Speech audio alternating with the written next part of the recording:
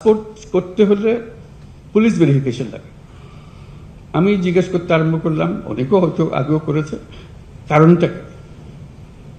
Passport তো আমার নাগরিক অধিকারের একটা অধিকার।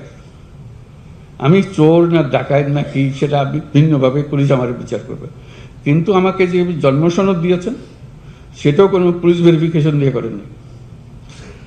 আমাকে এনআইডি দিয়েছেন, সেটাও কোনো পুলিশ ভেরিফিকেশনের জন্য অপেক্ষা করতে হয় না। নাগরিক হিসাবে পেয়েছি, এই দেশের নাগরিক। পাসপোর্টও এই দেশের নাগরিকের একটা পরিচয়পত্র, এখানে পুলিশ ভেরিফিকেশন কোনো লাগবে। আমরা আইন করে দিয়েছি যে এখন থেকে পুলিশ ভেরিফিকেশন লাগবে না। সে কথাটা গ্রামে গঞ্জে গিয়েছে,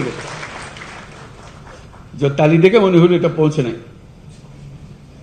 পৌঁছতে তো এটা, হ্যাঁ আমরা জানি, তো এটা আবার বলার দরকার কি?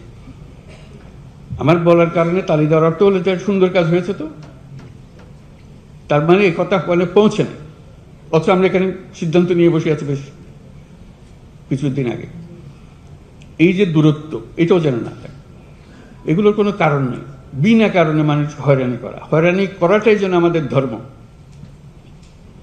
সরকার মানেই মানুষকে হয়রানি করা, এটার থেকে উল্টে দেওয়া। সরকার ভিন্ন জিনিস, আপনার অধিকারগুলো আপনার দরজায় পৌঁছিয়ে দেওয়া আমাদের কাজ।